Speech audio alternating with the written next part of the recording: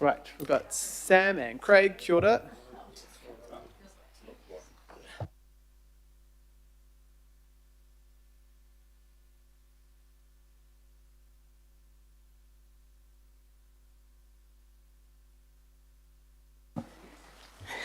I'd like to move this one. Councillor Dalton would like to second. Oh, tēnā koutou katoa. I'm Samantha Hill. I'm the General Manager for Environmental Services, and I will be speaking to the Natural Environment Targeted Rate content. And alongside me is Craig McElroy, the General Manager for Healthy Waters and Flood Resilience, who will speak to the Water Quality Targeted Rate content. Thank you for the opportunity to share the highlights report for the natural environment and water quality targeted rates for 2024-25, noting that delivery is well underway for 2025-26. The natural environment and water quality target rates were established in 2018 with strong support from Aucklanders to respond to increasing pressures and to grow Auckland Council's investment in protecting and restoring our natural environment and improving our water quality. Both targeted rates made significant progress in 24-25 towards achieving these outcomes. The report for 24-25 provides detailed annual highlights and case studies and will be published on the Council website. It's currently available now for members on Nexus and will be included in the minutes. Local board snapshots will also be provided with annual snapshot reports in December. These snapshot reports provide an overview of the targeted rate work delivered in each local board area. Throughout the year, additional updates are provided to committees and local boards as required. The Natural Environment Target Rate funds the protection and restoration of native ecosystems and species and the delivery of Council's biodiversity and biosecurity related activities. In particular, Natural Environment Targeted Rate funding is used to meet Council's biodiversity related legal obligations, carry out enforcement and monitoring activity, and deliver operational programs under a range of legislation, including the implementation of Council's Regional Pest Management Plan 2020 to 2030. Under Section 100B of the Biosecurity Act, the Council is required to report annually on its operational plan for implementing the Regional Pest Management Plan. The annual report for 24-25 is provided as an attachment in the agenda report, and the operational plan can be found on the Council website. The next three slides, hopefully if I can get back. The next three slides present a summary of key natural environment target rate delivery achievements for 24-25 taken from the highlights report for the 6th year of delivery across 7 of the 8 programs. Plant pathogens, biodiversity focus areas, mainland, islands, marine and pathways, marine ecology, enabling tools, and just noting that a key program missing from these summary slides but detailed in the highlights report is expanding community action, a critical program for supporting community-led initiatives, and I'll touch more on this in an upcoming slide. In the 24-25 financial year, the Natural Environment Targeted Rate Program delivered to budget, spending a total of $36.4 million against a budget of $36.4 million. This demonstrates the scale of the pressures and the focus and dedication of the teams delivering this important and valued work. Management of the natural environment requires ongoing investment to maintain the benefits gained through these work programs, and that's been recently highlighted through the release of the State of the Environment report for this year as well. Without adequate management of pest species and other pressures, biodiversity outcomes can be quickly lost, particularly as environmental pressures increase with new invasive species and climate change.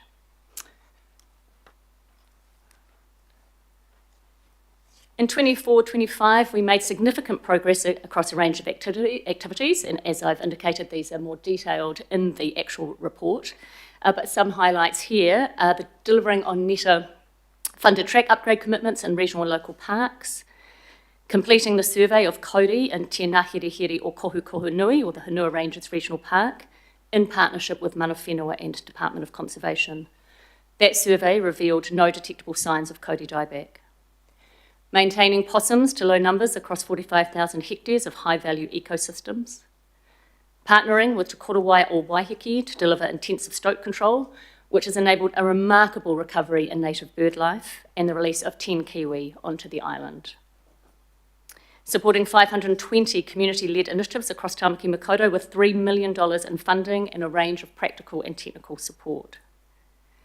Managing 7 sites for exotic kaulepa, including control, survey and monitoring in Lee Harbour, helping with survey and delimitation at Hauturu and Kawo, control trials on Aotea, UV light trials at Rakino, supporting Ngāti Poa at Waiheke, and supporting DOCS work at the Mokahinau's. We've also launched a hydrographic survey of the Manukau Harbour's deep channels to support future habitat mapping. In addition, we've completed baseline forest health monitoring on Kawo Island to assess the impact of the wallaby and possum eradication. And of course, our team of 8 incredible pest detection dogs and their handlers have continued to play a crucial role in island biosecurity, preventing the spread of invasive pests across the Hauraki Gulf.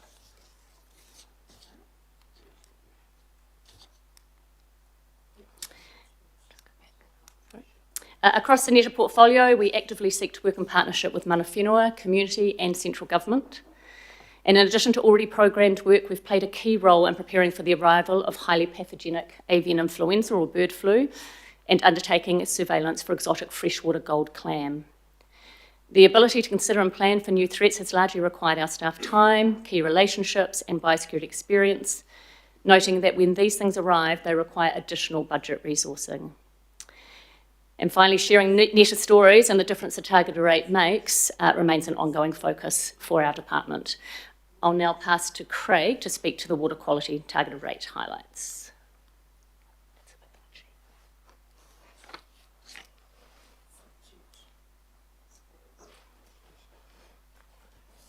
Kia ora, Chair and members. Lovely to be with you this morning. So just talking to our Safe Septic program for a start. That's really our warrant of fitness program where we go out and check tanks to make sure that they've been properly maintained, and the stats are, I won't go through the specific stats, but they're on the slide for you to read at your convenience. Also our urban and rural stream rehab project. That's had substantial grant allocations through the Waterways Protection Fund and the Fonterra and Auckland Council Wetland Restoration Funds. And as you can see in the stats, a lot of fencing, wetlands being protected, and a lot of riparian planting has been achieved, and also a lot of plants either planted or being planned to be planted under that fund allocation. Also a lot of work's gone into our contaminant reduction program. I think it's been a really successful initiative where we actually go out and ensure that the high-risk areas are being addressed, and compliance has become a key focus, which probably in the past historically had not been a key focus for us. And I'm quite pleased to see that there's been an increase in notices issued of 400%. That's really because we've had significant attention paid to the automotive dismantler sector, which has been one of our problem child.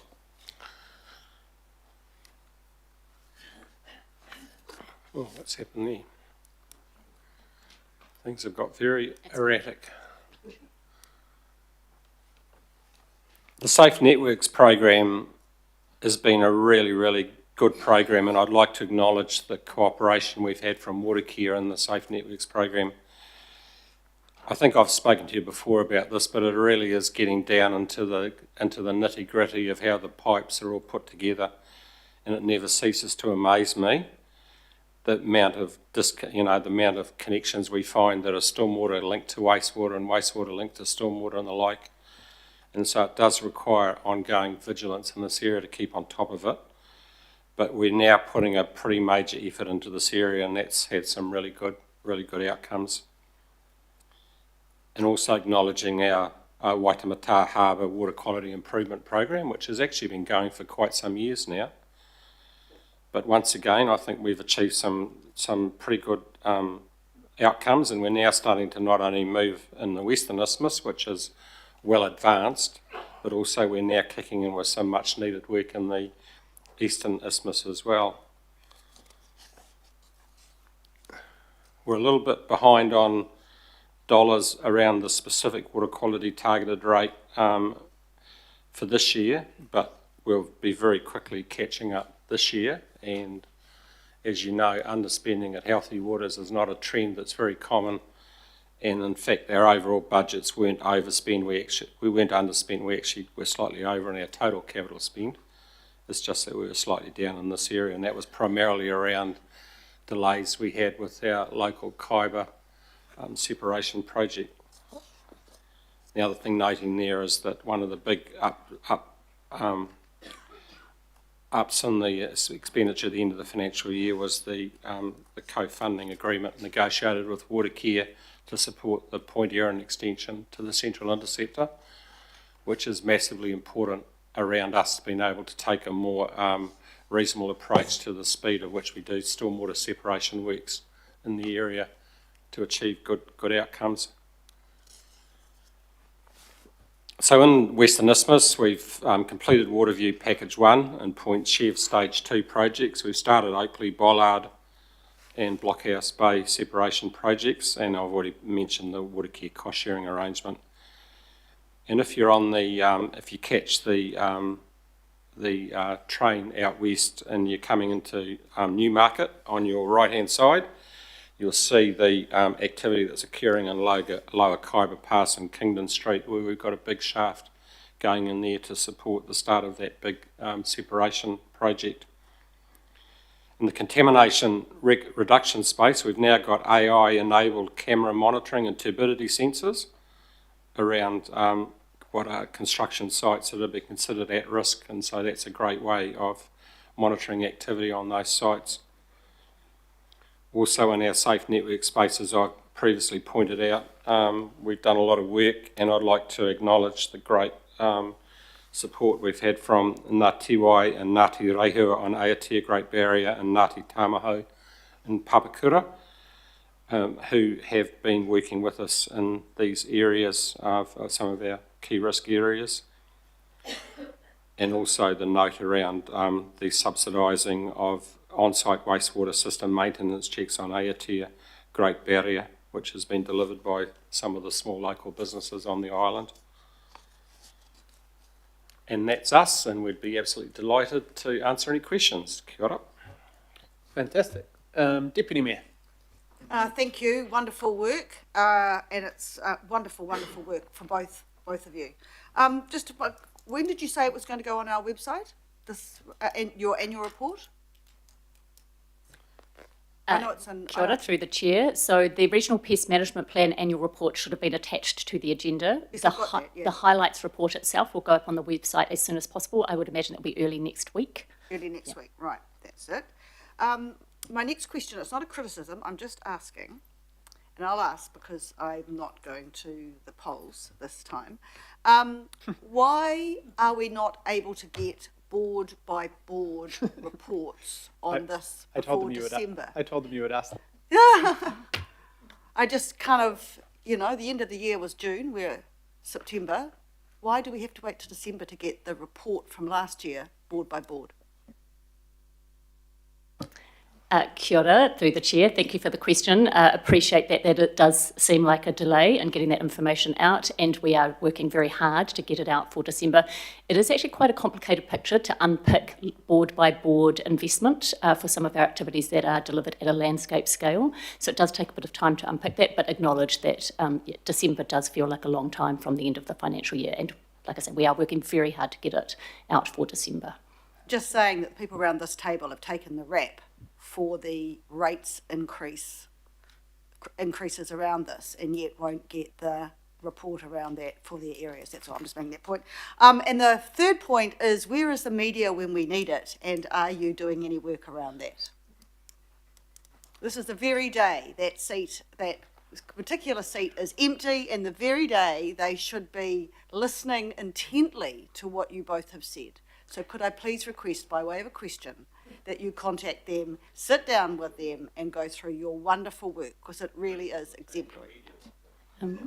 Kia ora through the chair. We have Priscilla actually in the room behind us, who is our comms person, ready and prepped to make sure that media are connected into these good news stories. Kia ora. Proactive, don't be reactive. They might not come to you for good news. We are putting a release out on the details, and then normally Priscilla tries, and it's very hard right now with the elections and everything else going on, to do some individual stories like we did the kōkako last year and different things. But I'm sure, Deputy Mayor, especially as you're not standing for election because you've been elected, maybe talking to Priscilla about that Eastern Isthmus water quality stuff, there may be a thing you can do there, and I'm sure you can get staff support for that. Member Ashby and then Mayor Brown. Yeah, I think the Deputy Mayor should realise that media only report bad news. With regard to what you've done there, I'm impressed with the septic tank checks, but I just wanted to know, my experience is that most of the problems are actually with the soakage field rather than the septic tank. So what actual tests do you do, and how do you train people to look at that?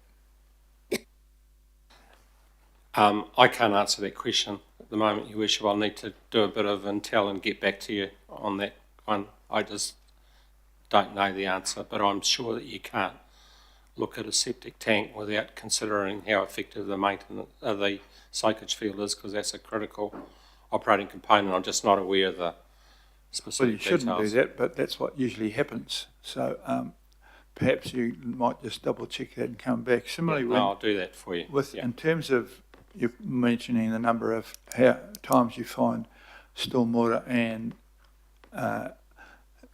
effluent mixed around houses, the gully trap is the usual way that happens, because the gully trap is put in, then a footpath is added around it, and the stormwater goes down into the gully trap. And it's amazing how few building inspectors really understand that.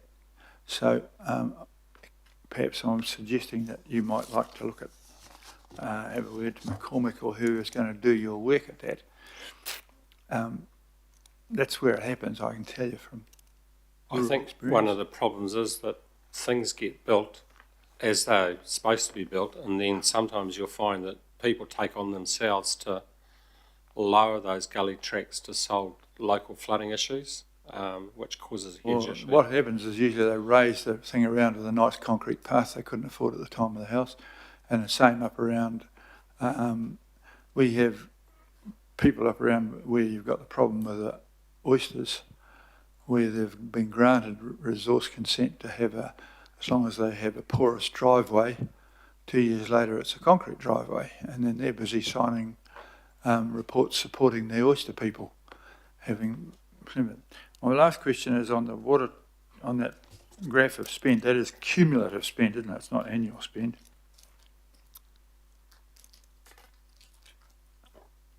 That's the accumulated spend over that financial year, just for that. We're not spending 40 million this year, although isn't it got up to 40 million after all the other spends? It's cumulative, I think.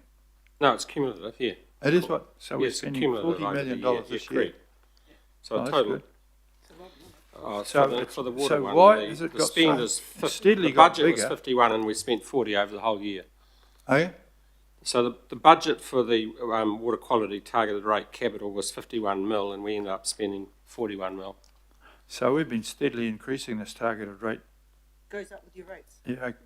Oh, that's pretty impressive. I'm glad to Thank you for understand that. You did it. I wonder how many people noticed that. All right, thanks very much for that. Good work. Thank you, Mayor. Back to Member Ashby. Thank you. Kia ora, thank you both for the great work, and it's nice to have you back here again. It's a really good news story, so yeah, just acknowledge all the work, and it's really great. 2 questions from me.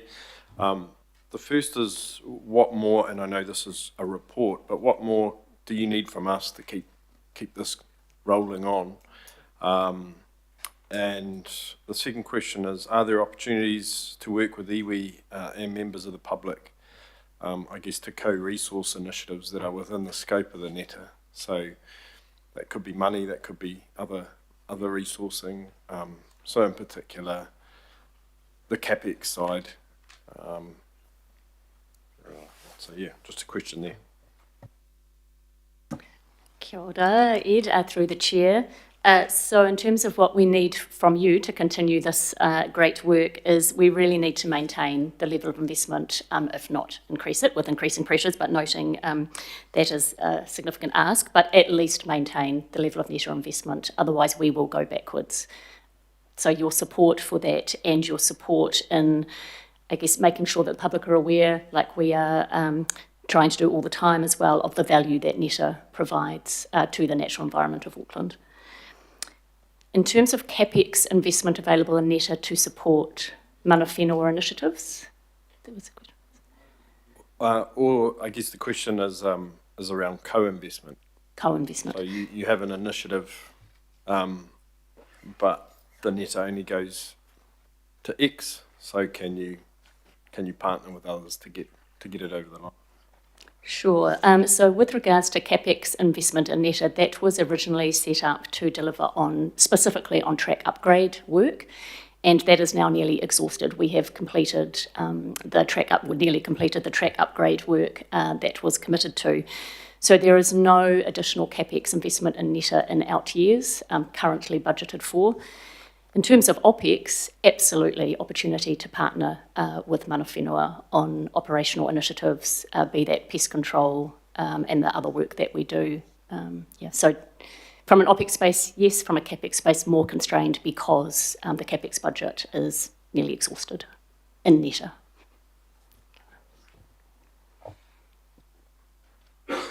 And on the healthy waters side, water quality is one of the 4 key drivers that goes into our asset management plan, and so part of water reform requires us to prepare a risk management plan, and obviously one of the key risks that we're managing regionally is the risk around poor water quality.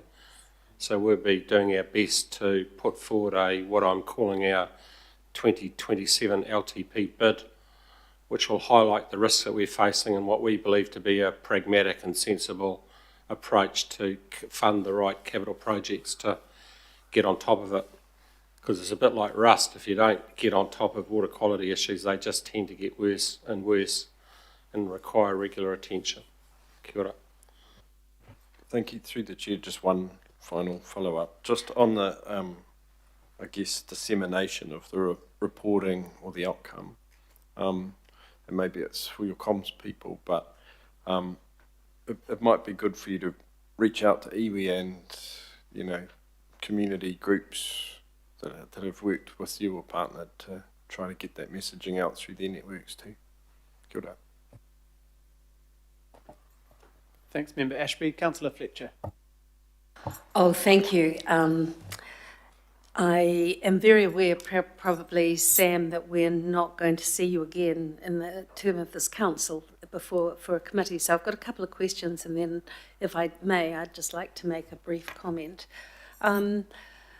While we are naturally responding with climate change impacts, I'm worried that invasive species and the whole weed Auckland problem is one that deserves even more attention.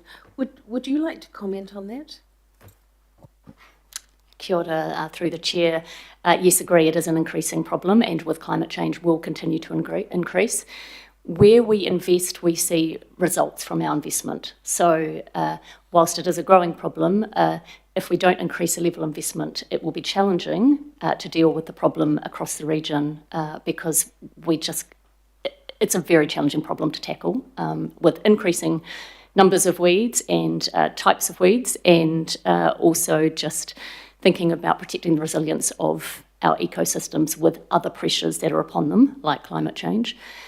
So I guess just acknowledging, yes, increasing pressures.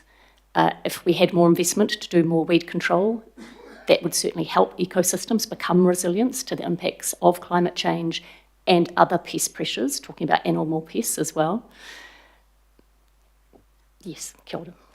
So can you point to how we might work with other government departments, agencies, and also NGOs? Could you give some guidance to us while you're here today on what we might be doing?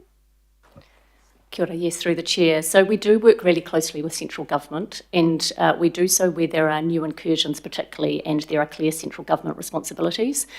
And where there are those responsibilities, we will stick to our lane and advocate and encourage central government participation in our regional issues, acknowledging that for some species, central government, it is very much a regional problem through our regional pest management plan and our regional responsibilities that we need to tackle. So it's just been really clear on the roles and responsibilities for different incursions. In terms of the support from community groups, we could not achieve what we are achieving for the natural environment without the efforts of community-led conservation entities. They are contributing a huge amount to natural environment protection and restoration. And as an agency, and even with central government, we could not achieve that on our own without them. We need them, and we need to support them to continue to do that work that they're doing. Thank you. Chair, with your indulgence, I would just like to just really acknowledge Sam Hill. My mother brought me up to believe that silent achievers are the best sorts. You shouldn't have to crow about your own achievements.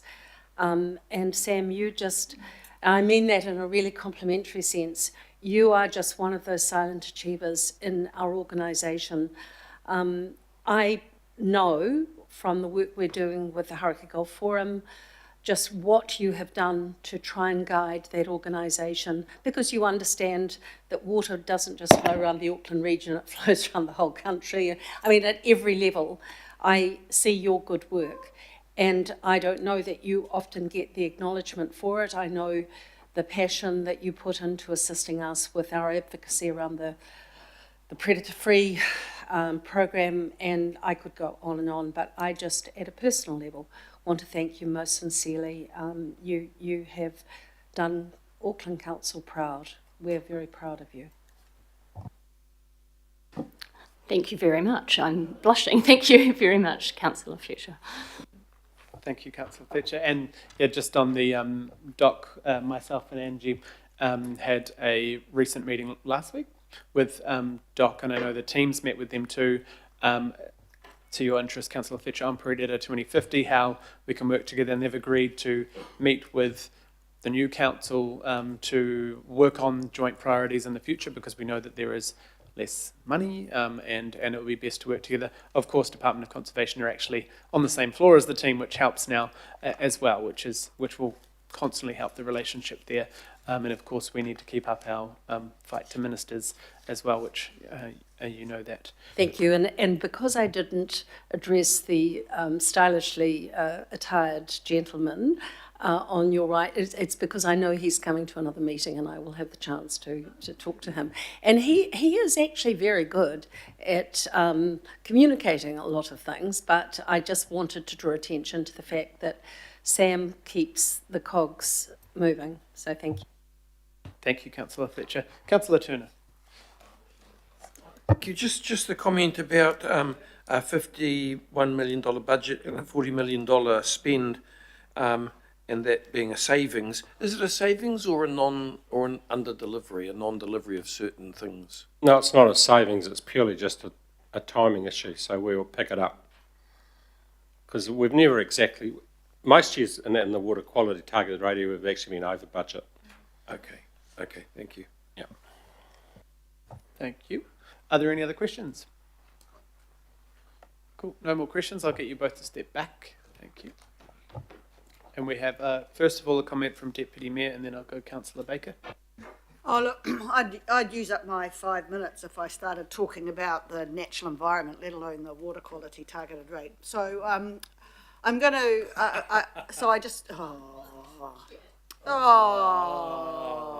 fangirl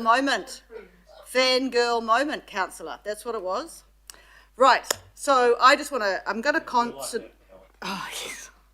Sorry, I'm losing. I'm going to concentrate on the. What do I want to say about the natural environment? I think the work that we're doing with pest eradication is fantastic. I love the way that we work with community groups to add value to the work that volunteers are doing as well. But I'm going to concentrate on the water quality improvement, because improving our wonderful waterways, Hauraki Gulf, and harbours are really important. And I just want to highlight a couple of things. Over our regional parks, we have resurfaced and improved drainage of over 35 kilometres of piping. That's a lot. It's going to help our regional parks. In the west, your Westies have got a huge amount of benefit. I think you've had over 8 kilometres, nearly 9 actually, of stormwater pipes constructed. You've got 36.5 kilometres designed and ready to go to help that separation of stormwater and wastewater, and about 3,500 properties have benefited just in 1 year. I think in the east, and you do better than we do, but we're still pretty good. We have separated 1.5 kilometres. We've got 17.5 ready to go, and about 1,300 properties will benefit from that. This is fantastic work. Priscilla, I'm your girl, right? I'm really happy to help promote the work that we've done. Rates are hard for people to pay. We have our main rates and we have our additional targeted rates. Let's be honest, the targeted rates do add an extra cost to the Auckland ratepayer, but the results are pretty impressive. And all power to you to try and highlight that work and let Aucklanders know exactly what these targeted rates are funding and the benefit they are giving, not just for today, but for the future. Thanks, Chair, for your work. Well done. Kia ora, thank you, Deputy Mayor. Councillor Baker. Yeah, so I guess the thing with rates, people don't actually mind paying when they see what they're going for and being spent on. It's the hidden costs that are the things that create the anxiety. And so these targeted rates from the area, 25% of Auckland, huge environmental, landscape from Hunua across to the peninsula, Hauraki Gulf, Manukau Harbour. The money that has been spent from this targeted rate in our neck of the woods is unbelievably well received, and the work in which both Sam and Craig's teams do is really incredible. And again, I support the comments about the support that we are able to give community-driven and led, programs. Crest in an award-winning pest management thing in the southern side of the harbour at Clark's Beach and Waipā, Kakako, and all of the stuff that happens up in the Hunua Ranges, the pest control there. The water quality stuff, the septic tank stuff. You cannot underestimate the impact that failing septic tanks in rural areas have on the Manukau Harbour, on the Hauraki Gulf. Whitford, Clevedon, towns that had failing septic tanks because nobody cared, because they've been there for 50 years and they must be working all right. Well, actually they don't. I love it when the staff come and the guys come to my place and they have a look at my tank and they give me a report and they say, it's working well. Once they said, you've got a problem, we got it fixed. It is so helpful. And so we lead all that. So I just think, well done to the teams that lead this. As I say, these targeted rates, yes, they add to the cost, but we see where it's going and it's bloody beneficial. And again, I'll say, I've been to the field days now a couple of times with our water quality and our environmental teams and biodiversity teams, and the respect that they are given not only by Auckland rural ratepayers, but how ratepayers and rural ratepayers from elsewhere in the country are just gobsmacked at what we do as a council to assist our communities and our rural communities. And there's a lot of that through these two parts of council. So I just want to say thank you. This is a good thing. Targeted rates are a good thing because it focuses where we're paying the money. You can't siphon stuff off and use it somewhere else. And the last thing is I actually find the reporting in this sort of instance in terms of the local board stuff really unhelpful, because in some areas this sort of stuff goes to the areas where there are large environmental need. It goes to need. If we start to water it down and say, well, my local board doesn't get enough, you start to water down the effectiveness of this, what this is about. Franklin gets diddly squat out of Qatar. did. I remember sitting over there and arguing with Phil Goff about that because there was nothing in 10 years going to Franklin from Qatar. If you start to water it down and say we're going to report on what each local board boundaries are a construct of the legislation, they actually mean bugger all except for election time. And so we should be leaving it as it is. People pay the rate, they see we all benefit from it. Let's not try and create this false equity. We all benefit. And so I don't agree with, trying to nail it down to local boards, because Franklin will look good in this one. Doesn't look good in Qatar. Why do we need that information? I just don't think we do. So thank you, team, and good work. Kia ora, Councillor Baker, and once again, just because we're at the end of the term, I want to thank the teams, Sam and Craig and your teams, the phenomenal amount of work that gets done. A lot of it wasn't being able to get done, and I know many of the staff, talking to the monitoring teams, talking to the teams who are passionate about birds and weeds and pests and whatever, were pulling their hair out 6, 7, where are we? Almost 10 years ago, I guess, before the targeted rate started in 2018, because they didn't have the budgets to do and stretch across the regional park, stretch across our neighbourhoods. 520 groups were able to get quite small amounts of funding to do mass amounts of work in our neighbourhoods across our regional parks, as Andy points out, which are benefits to all people, even no matter if they're in your local board or not. And just want to also acknowledge the Mayor. This time we had a bit of a biffo over increasing the netta until the night before the budget, and he actually said, if you guys can prove it, if you guys can show the benefits, we'll increase it. And that the day before the LTP, you agreed, Mayor, to increase the netta, and that will make sure it keeps ahead of inflation, but also over time, hopefully, as Councillor Fetcher's pointed out, that we can start increasing what we're doing in places. And it will mean that the next LTP we need to look at maybe increasing it incrementally again to keep up with climate change, the Karlurpa issues, the pests that are popping up all around our city that need our attention. But it is phenomenal to see these numbers. These numbers are people putting traps in our bush. The helicopters were up a couple of weeks ago doing the pre-feed for the 1080, which these teams have spent years bringing the community along. Councillor Baker will know that years ago that the 1080 was massively controversial and like there was a lot of anger and abusive staff. Now, because people have seen, there's no rats and no possums, and gone from one kokako pair to 229 or 59 kokako pair now. I was with Sam and Councillor Lee on Waiheke Island with those 10 kiwi. I mean, the first kiwi to be introduced to an urban area. Why?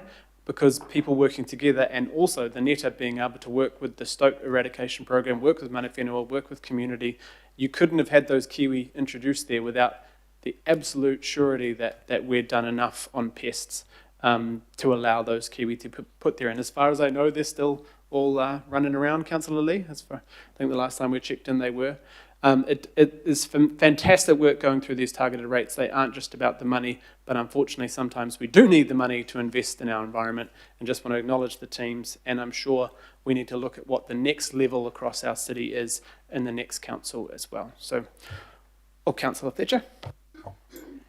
Thank you, Chair. For me, I can be very critical about rates and so forth, but this has never been one that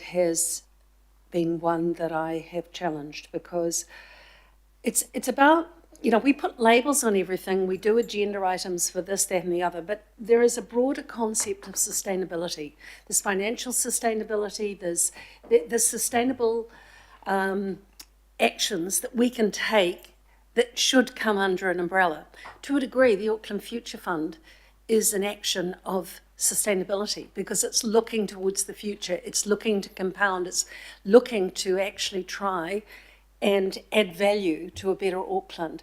I see the funds that you're seeing the dividends of today is part of that story of sustainability. And so I would hope that a future council can find a better way to capture a lot of this, because there's a backstory that needs to be constantly given as to not just the successes, but the challenges that are going to be even more difficult, and therefore more support needs to be given to these people. I get excited about the way that we partner and that we use volunteers and that we are, we are working in a constructive way with our communities. But I just think that this is important that you've brought it to this committee. And I did want to acknowledge the staff because I don't think they often get the profile that they need for the work and what Aucklanders feel really passionately about. So, well, I do anyway. Well done to everyone concerned. Thanks. Kia ora, Councillor Fletcher. Thank you. Mayor Brown. Okay, following on from Councillor Baker's thing, and my first thing's about septic tanks and the fact that we weren't sure how we train people. The septic tank and the soakage field go together, and the failure is usually in the soakage field. And if I'm still the mayor, I'm quite happy to come along and perhaps participate in training whoever does that checking, because I was one of the authors of TP 58, the technical publication 58 about septic tanks, which we didn't realise was going to become such a vast seller. And I'm asking about compliance because we have compliance officers and they seem to be in little, I don't know, I'm not sure how they run, perhaps I should ask, but are they in little silos?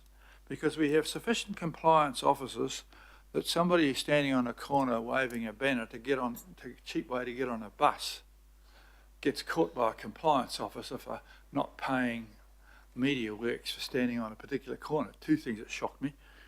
And yet we don't seem to have enough people out there checking to see whether septic tank effluent is going into the harbour, which is much more consequential in my view. I've just got some pictures sent to me from sea cleaners are opening up a division in Hawaii, and you wouldn't believe the crap that's on the beaches there. Like, you'd never think that they were involved in tourism or wanted it to come. So have we got, can we ask staff at somewhere or other, are compliance spread sufficiently in the right place? Because rather than having compliance where it's close to be a compliance officer, we should have a compliance cited according to what is the consequences of lack of compliance. And a lot of people, I mean, the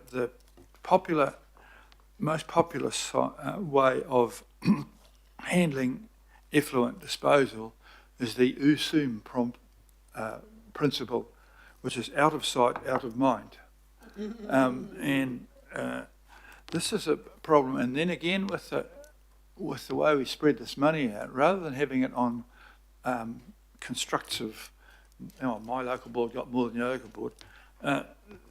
Two of our local boards are huge compared to the others in the area, and Rodney and Franklin have much more impact on the environment than perhaps, dare I say it, one of the smaller ones in the city, including even where I live in Waitemata. So I want to know that, and the thinking that's behind it is that the money and the spend is where the problem is rather than where the people happen to live. And if I'm still the mayor, I'm quite happy to devote some time to talk to them about making sure that everybody, including the boss of that sector, who I admire, not for his clothing, but as fully understanding of just sending someone to check the septic tank may not even come anywhere near what the problem is. There you go. Thank you for that. But in general, I support the work, and I'm not upset about having increased that cost, despite the fact that there are several, including my person who's not here, who said that I've done nothing. Thank you. Kia ora, Mayor. Thank you. Councillor Lee. Thank you, Mr. Chair, and I must say that the afternoon we spent on Waiheke at the time of the Kiwi release was a memorable experience for me. It was just a wonderful day.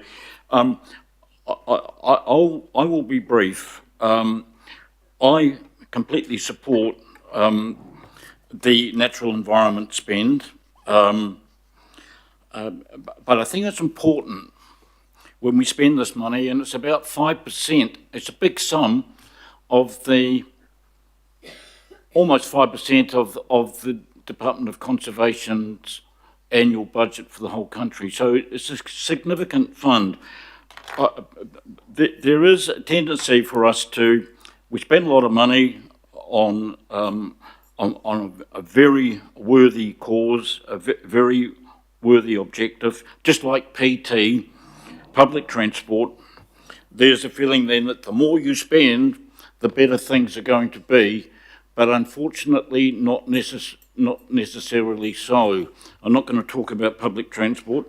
However, in regard to this particular spend, I think it's important that we do audit and independently audit from time to time the groups and the projects that we are supporting to ensure that the money is being used the best way possible. And in order to do that, you obviously need people not necessarily with accountancy skills, but certainly in terms of the natural environment, specialist scientific skills to ensure that the money we are dedicating to these projects is effectively as effective as possible. And I'll just leave that thought with you. Thank you very much. Kia ora, Councillor Lee. Thank you. Councillor Sayers. Sorry, he's picked an opportune time to get a cup of tea. Sorry, Councillor Sayers.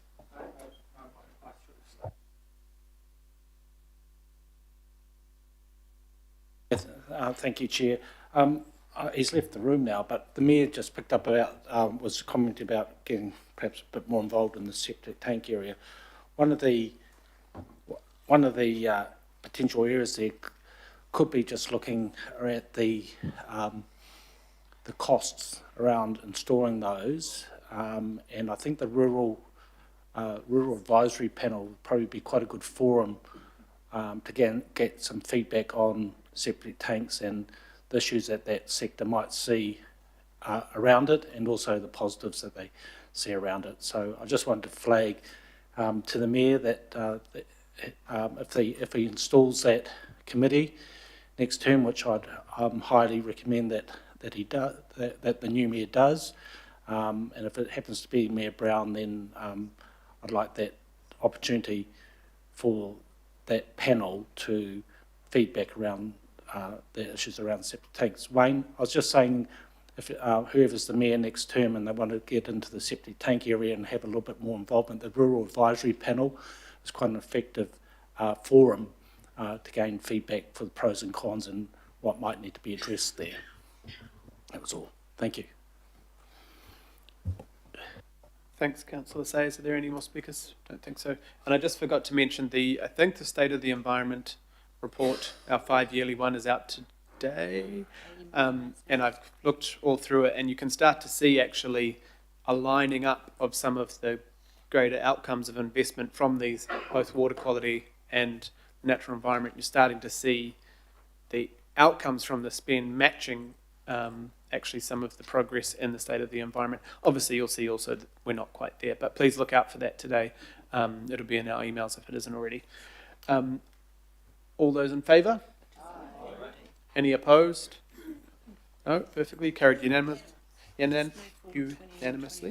Now we're just going to quickly get a few of the procedural items out of the way. Now we'll go to 20. The status update on action decisions from Policy and Planning Committee. Baker and Dalton, moved and second. All those in favour? The 2021, the summary of Policy and Planning Committee information, memos and briefings. Deputy Mayor, Deputy Chair, all those in favour? And do we, I think, is John here? I reckon we should probably, in 10 minutes, do these operative ones and then we can go to lunch. So we can be back for 1 o'clock. So number making operative, is it 17 or 18? Sorry. 18. And we know these ones are at the end of a process, but I'll let John tell you that. Number 18. Thank you, Chair. We don't have the planner on these available at this stage, but Snapper Rock Road, a fairly small private plan change. It's been through the accept process through the committee and then submissions and the hearing. Fairly small area of land in the Snapper Rock area in Greenhithe, and end of the process to make the plan change operative. No appeals, a small number of submissions, and it's all able to be made operative. So are there any questions on that one? Would I have a mover? Councillor Darby and Dalton. All those in favour? Any opposed? No, perfect. And there's another make operative, number 19. John again. Yeah, again, I think 4 or 5 hectares of land proposed to be rezoned. We do have slides here. So hearings completed fairly recently. Decision by the Independent Hearing Commissioners, no appeals in the appeal period. So again, this plan change can be made operative. I think we do have a map just giving you an indication of the zoning change there. So it's in the red outlined area on the right-hand slide. Maybe if we can flip to the next slide. That's it? Yeah. Okay. So once again, this is at the end of a process. We don't have much more to say here. Is there a mover? Councillor Dalton, Councillor Baker, any questions? Cool. All those in favour? Cool, thank you. And we might actually just have a 40-minute lunch instead, because we'll be back for the advisory panels at 1 p.m. Well, it's probably too hard to start getting into the plan changes before. There are sandwiches in the